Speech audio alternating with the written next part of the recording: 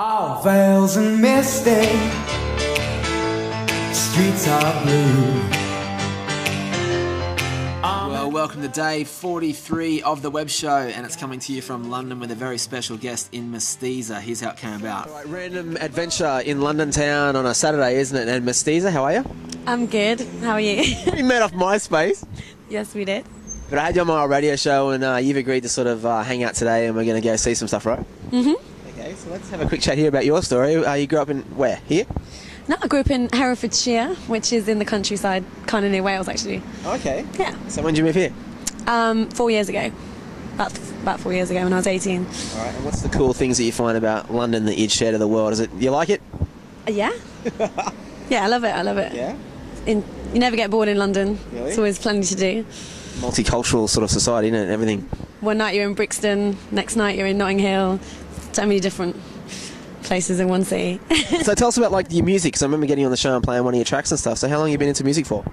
I've always been into music, from small bands to working with producers, and yeah. Okay. You get good feedback off MySpace? Yeah, really good feedback. I enjoy the whole MySpace thing. The mad world of MySpace. Are you just telling me that you just went on a bit of a cool trip right to where? Jamaica, was it? No, Trinidad and Venezuela. Okay. Yeah. What's Venezuela like?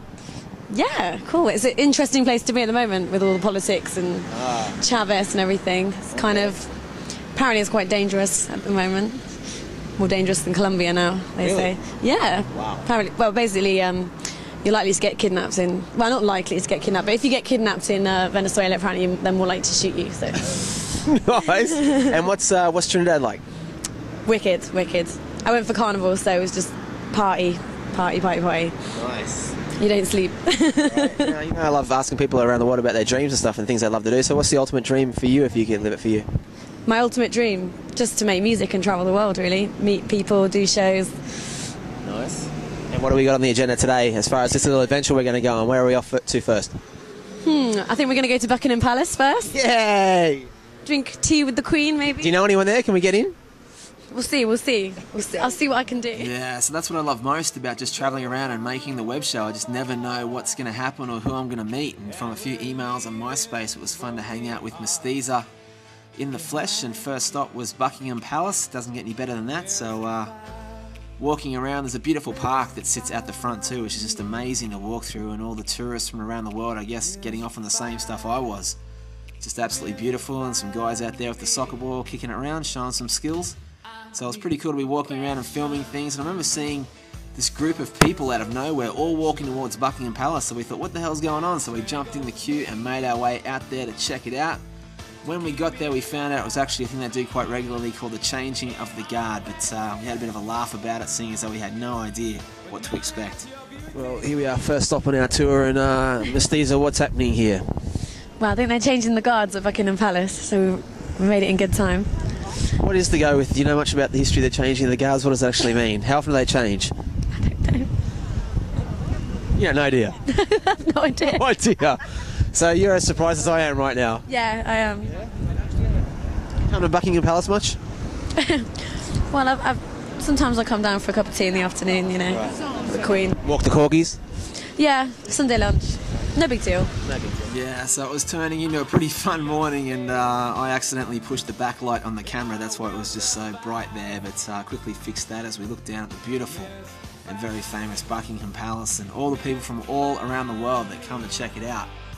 It's pretty incredible, and they were all there to check out the changing of the guard.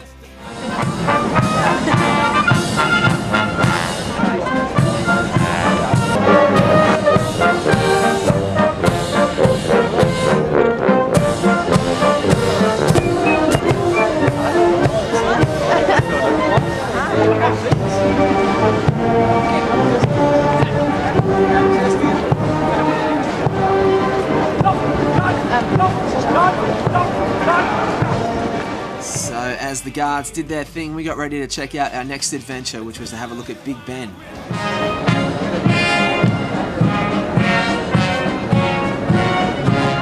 Yeah, so it was a pretty cool thing to watch, but it was about a 15-minute walk from Buckingham Palace over to Westminster Station to check out all the sights, of course, the beautiful buildings at every street. But we got there to check out Big Ben and lucked out.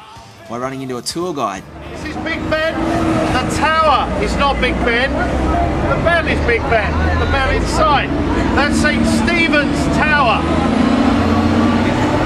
This is the Palace of Westminster where you have the House of Commons. Oh. Big Ben wants to have a word. Wonderful.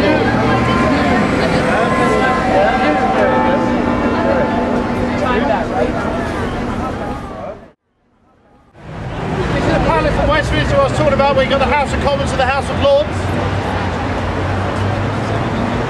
This was built in the beginning of the 19th century, 1800. There's a statue of Winston Churchill just over there, our wartime, Second World War time Prime Minister. And this is the this is Parliament Square here. This is the beginning of an area that's called Whitehall. So you've got the seat of government just over here. And Whitehall, this stretch of road we're going to walk up here, is and are the government offices.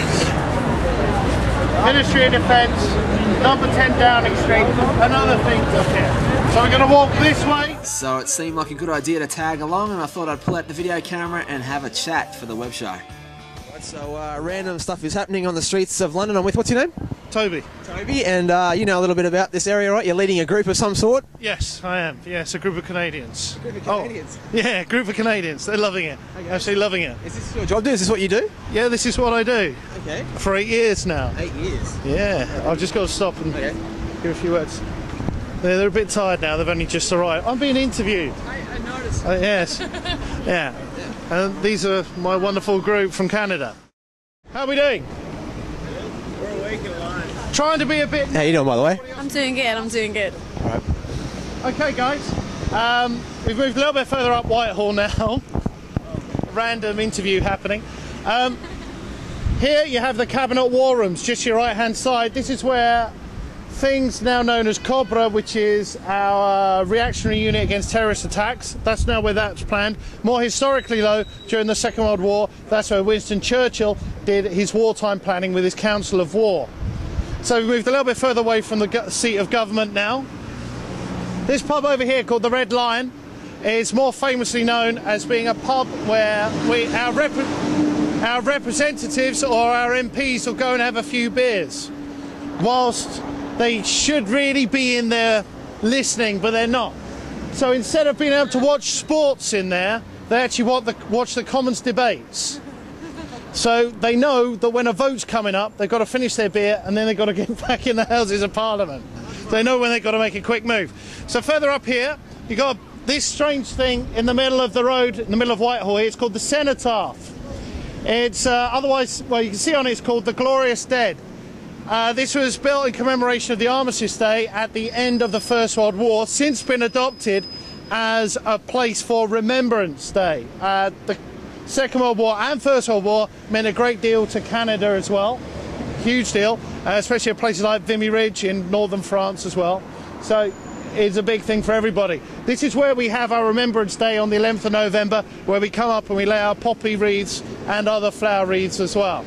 We start coming to more of the actual functionary government buildings in a minute. We're going to come up past 10 Downing Street in a few seconds, and then a few more decorative pageantry things. Are you still going? Ah, great. All right, so what's your favourite things about London then? I don't get to come here that often, believe it or not, so yeah. So I just like being back here and walking. That's good. You're always meeting new people, right? Always interesting? Always interesting, always meeting new people, which is nice. Well, David, mate, I travel around and ask a lot of people about living their dreams, man, so I'd like to ask you randomly, I've just met you on the street, if you could live the ultimate dream for you, what would it be? The ultimate dream for me?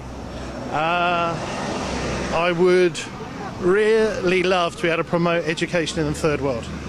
Good for you, man. How'd that come about? Why for that? I just spent a lot of time working out in India and other countries and seeing a lot of people that could have achieved better, but they didn't have the facilities to do so.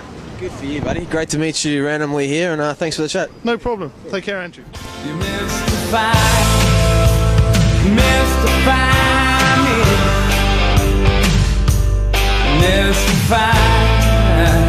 You mystify